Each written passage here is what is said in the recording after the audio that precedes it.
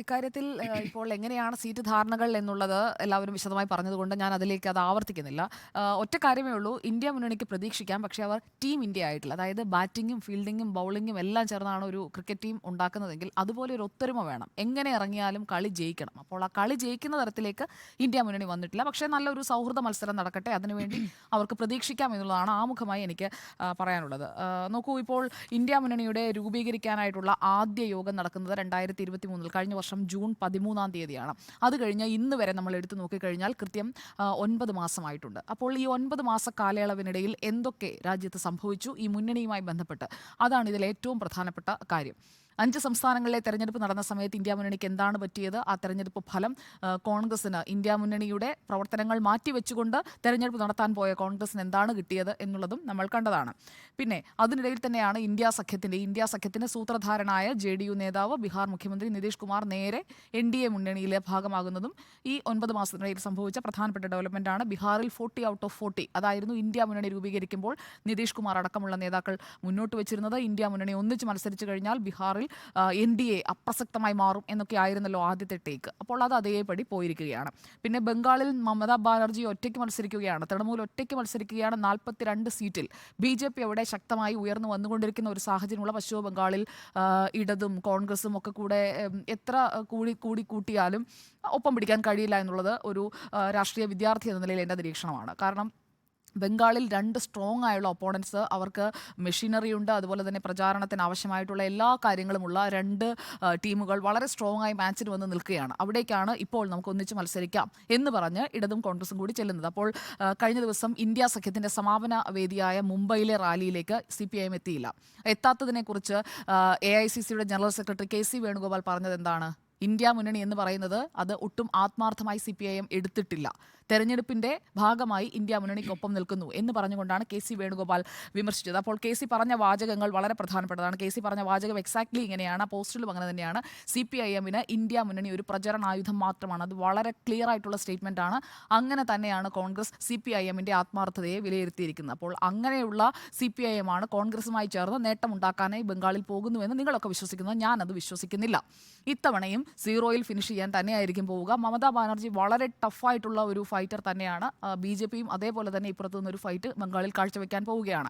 അതിനിടയിൽ എത്ര നേട്ടമുണ്ടാക്കാൻ കഴിഞ്ഞാലും അത് ലെസ് ദാൻ 5 ആണ്. അതിനപ്പുറത്തേക്ക് ചിന്തിക്കുക പോലും വേണ്ട. ലെഫ്റ്റും കോൺഗ്രസും മറ്റു പാർട്ടികളും ചേർന്നുള്ള സഖ്യം 35 സീറ്റിലും ഡയറക്റ്റ് ഫൈറ്റ് ആയിരിക്കും തൃണമൂൽ കോൺഗ്രസും BJPയും തമ്മിൽ. 5 സീറ്റുകളിൽ മാത്രമേ മത്സരമെങ്കിലും നടത്താൻ കോൺഗ്രസിനും ഇടത് പാർട്ടികൾക്കും ബംഗാളിൽ കഴിയും. അപ്പോൾ ബംഗാളിലെ 37 സീറ്റിൽ തൃണമൂൽ വേഴ്സസ് BJP ആയിരിക്കും. 5 സീറ്റിലെ മത്സരിക്കാൻ പോലും ഇടത് പാർട്ടികൾക്കും കോൺഗ്രസിനും ചേർന്നുള്ള സഖ്യത്തിന് കഴിയും. അപ്പോൾ 42-ന്റെ കാര്യവും കഴിഞ്ഞു. 40-ന്റെ കാര്യത്തിൽ ഇപ്പോൾ ഇപ്പുറത്തേക്ക് നിതീഷ് കുമാർ വന്ന സ്ഥിതിക്ക് ഒരുപാട് പ്രതീക്ഷയൊന്നും വേണ്ട. പിന്നെ പ്രതീക്ഷിക്കാം, ഞാൻ ഇന്ത്യ മുന്നണിയെ തള്ളിക്കളയുന്നൊന്നുമില്ല, പ്രതീക്ഷിക്കാം.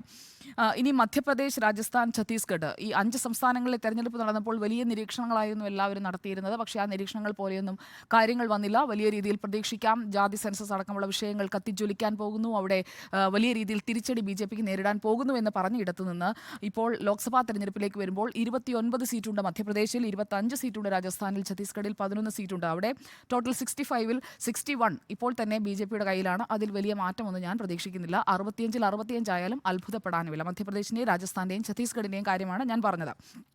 പിന്നെ സെൻട്രൽ വെൽഫെയർ സ്കീംസ് അടക്കമുള്ള കാര്യങ്ങളാണ്, അല്ലാതെ ഹിന്ദുത്വ രാഷ്ട്രീയമല്ല അജണ്ടയായി മുന്നോട്ട് വയ്ക്കുന്നത്. പ്രകടന പത്രികയിൽ DMKയുടെ പ്രകടന പത്രികയെക്കുറിച്ച് അങ്ങ് ഇത്രയും പറഞ്ഞ സ്ഥിതിക്ക് ഒരു കൊഹിസീവ് ആൻഡ് കോംപ്രിഹെൻസീവ് ആയുള്ളൊരു ആക്ഷൻ പ്ലാൻ ഇതുവരെ ഇന്ത്യ മുന്നണിക്ക് രൂപീകരിക്കാൻ കഴിഞ്ഞിട്ടില്ല. ഒരു മുന്നണി അല്ലെങ്കിൽ ഒരു ഫ്രണ്ട് ഒരു മത്സരത്തിന് ഇറങ്ങുമ്പോൾ ഇപ്പുറത്തുള്ള മുന്നണിയെ അപേക്ഷിച്ച് എല്ലാവരെയും കൂട്ടിയോജിപ്പിക്കുന്ന അതുപോലെ തന്നെ സമഗ്രമായ ഒരു പ്ലാൻ വേണം. ആ പ്ലാൻ ഇതുവരെ ഇന്ത്യ മുന്നണി ആസ് സച്ച് DMKയ്ക്ക് ഉണ്ട്. ഓഫ് കോഴ്സ് അവരുടെ പ്രകടന പത്രിക നല്ലതാണ്. പക്ഷേ ഇന്ത്യ മുന്നണിക്ക് അത് ആയിട്ടില്ല. ഏപ്രിൽ 19-നാണ് 1ാം ഘട്ട വോട്ടെടുപ്പ് നടക്കുന്നത്. കൃത്യം ഒറ്റ മാസമേ ഉള്ളൂ. ഒരു മാസം കഴിഞ്ഞ് തെരഞ്ഞെടുപ്പ് തുടങ്ങാനിരിക്കുമ്പോൾ ഇപ്പോഴും ഒരു ആക്ഷൻ പ്ലാൻ രൂപീകരിക്കാതെ നമുക്കൊന്നിച്ച് മത്സരിക്കാൻ കേട്ടോ എന്ന് പറഞ്ഞിട്ടൊന്നും ഒരു കാര്യവുമില്ല. മറുഭാഗത്ത് നിൽക്കുന്നവർ അത്രയും ശക്തരാണ്. പാറ്റ്നയിലെ ജൻവിശ്വാസ് റാലി, ന്യായയാത്രയുടെ സമാപനം, അതൊക്കെ എത്ര നന്നായി ഉപയോഗിക്കാമായിരുന്ന അവസരങ്ങളൊക്കെ കൈവിട്ടിട്ടാണ് നിൽക്കുന്നത്. ഇന്ത്യ മുന്നണിയെ അങ്ങനെ കൈവിട്ട ഒരവസ്ഥയിലേക്ക് കൊണ്ടുചെന്നെത്തിച്ചതിൽ ഇടതുപക്ഷത്തിനും ഉത്തരവാദിത്തമുണ്ട് എന്ന് തന്നെയാണ് ഞാൻ കരുതുന്നത്. അപ്പോൾ ആ ഒത്തൊരുമ എന്ന് പറയുന്നത് മിസ്സാക്കിയിട്ടുണ്ട്. അത് മുംബൈയിൽ നടന്ന ഭാരത് ജോഡോ ന്യായയാത്രയുടെ സമാപന വേദിയിൽ ക്ഷണിച്ചിട്ടും എത്താതിരുന്ന CPIM തന്നെയാണ്. പിന്നെ ബംഗാളിൽ കൈ കൊടുത്തതുകൊണ്ട് ഞാൻ നേരത്തെ സൂചിപ്പിച്ചു ഈ ബംഗാളിൽ കൈ കൊടുത്തതുകൊണ്ട് കിട്ടാൻ പോകുന്ന നേട്ടം മാക്സിമം എത്രയാണ് എക്സ്പെക്ട് ചെയ്യാൻ പറ്റുക? മാക്സിമം 5 ആണ്. അതിനപ്പുറത്തേക്ക് പ്രതീക്ഷിക്കാൻ പോലും കഴിയില്ല എന്ന ഒരു യാഥാർത്ഥ്യം അവിടെ നിലനിൽക്കുന്നുണ്ട്. മണിക്കം ടാഗോർ എന്ന് പറയുന്നുണ്ടായിരുന്നു ഇന്ത്യ ബ്ലോക്ക് 300 സീറ്റ് നേടുമെന്ന്.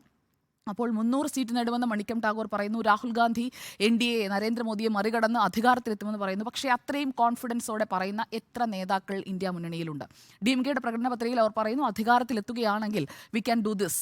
പക്ഷേ ഇന്ത്യ ബ്ലോക്ക് അധികാരത്തിലെത്തുമെന്ന് ഉറച്ചു പറയുന്ന എത്ര നേതാക്കളുണ്ട് ഇന്ത്യ മുന്നണിയിൽ എന്ന ചോദ്യം അവിടെ നിലനിൽക്കുകയാണ്. ആ ചോദ്യത്തിന് ഇനിയും ഉത്തരമായിട്ടില്ല എന്നുള്ളതാണ് ഏറ്റവും പ്രധാനപ്പെട്ട കാര്യമായി ഞാൻ കരുതുന്നത്. അപ്പോൾ അലയൻസസ് രൂപീകരിക്കുമ്പോൾ, സഖ്യധാരണയും സീറ്റ് ധാരണയും ഉണ്ടാക്കുമ്പോൾ അതിൽ ഒരു മാനിഫെസ്റ്റോ ഫൈനലൈസേഷൻ എന്ന് പറയുന്നത് ഇപ്പോഴും ഡിലേഡ് ആണ്. അപ്പോൾ ആ ഡിലേഡ് ആയിട്ടുള്ള ആ മാനിഫെസ്റ്റോ ഫൈനലൈസേഷനാണ് ഇന്ത്യ മുന്നണിക്ക് തിരിച്ചടി ഉണ്ടാക്കാൻ പോകുന്ന പ്രധാനപ്പെട്ട ഘടകം. ഇപ്പോഴുണ്ടാക്കിയിരിക്കുന്ന ഒരു പ്രൊജക്ഷൻ എന്താണ്? മുന്നണി വീണ്ടും ട്രാക്കിൽ കയറി. ഇപ്പോഴുണ്ടാക്കിയിരിക്കുന്ന ഒരു പ്രതീതി എന്ന് പറയുന്നത് ഡിസംബർ ആയതോടുകൂടി, അതായത് 5 സംസ്ഥാനങ്ങളിൽ നേരിട്ട തിരിച്ചടിക്ക് ശേഷം തെലങ്കാനയിൽ ഓഫ് കോഴ്സ് കോൺഗ്രസ് നേട്ടമുണ്ടാക്കി. പക്ഷേ ഡിസംബറോടെ വീണ്ടും ഇന്ത്യ മുന്നണി ആ തണുത്തു മരവിച്ചിരുന്ന അവസ്ഥയിൽ നിന്നും പതുക്കെ ഒരു കമ്പിളിപ്പുതപ്പൊക്കെ ഇട്ട് ട്രാക്കിലേക്ക് കയറിയിട്ടുണ്ട്. പക്ഷേ ട്രാക്കിൽ കയറി എത്ര ഓടി? ഓട്ടമൊക്കെ വളരെ വേഗം കുറഞ്ഞാണ്.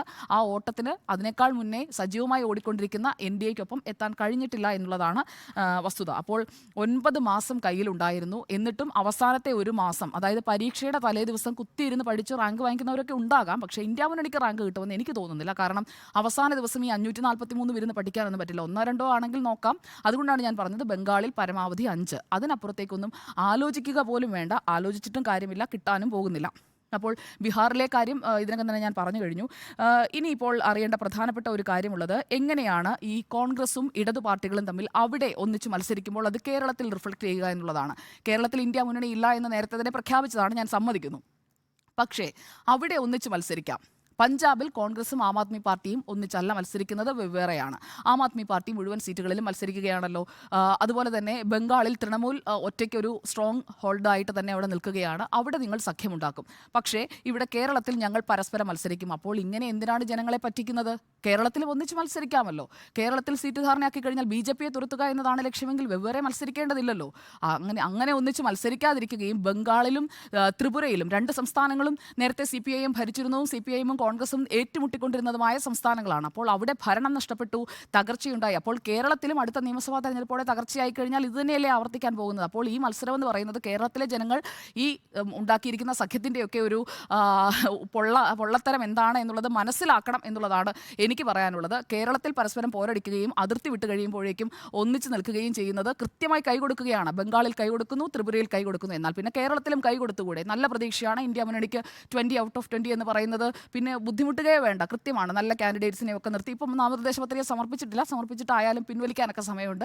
അപ്പോൾ കേരളത്തിൽ കൂടി ഇന്ത്യ മുന്നണി വരണം എന്നുള്ളതാണ് ഞാൻ എൻ്റെ ഒരു ആഗ്രഹമായിട്ട് മുന്നോട്ട് വയ്ക്കുന്നത്. അപ്പോൾ പിന്നെ നല്ല പ്രതീക്ഷയാകും.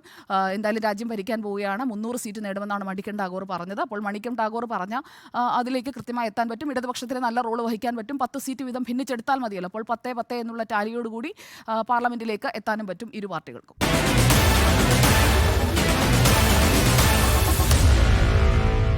Meet the editors.